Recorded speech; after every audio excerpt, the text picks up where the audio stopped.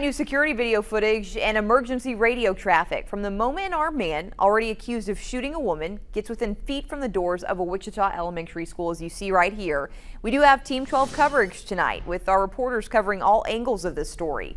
But first, 12 News reporter Brandon Stitt starts us off tonight with a breakdown of that startling footage.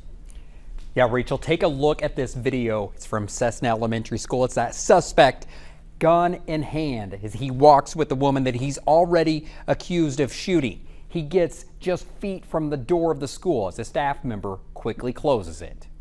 Dramatic new security footage showing the moment an armed man seen here chasing a woman towards the front doors of Cessna Elementary.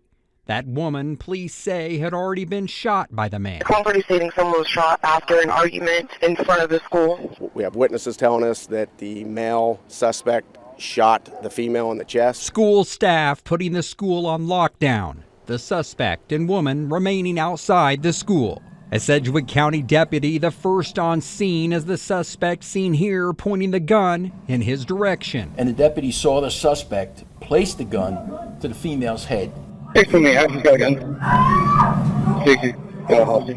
the suspect stepped a little bit away from our victim, the deputy shot the suspect. The suspect and woman remain hospitalized, both expected to survive. When the suspect is released from the hospital, he will be booked into jail on a charge of attempted murder and aggravated assault of a law enforcement officer. School staff credited for their quick actions, preventing more harm. USD 259 staff handled this situation exactly as they should have to limit any risk to students and staff.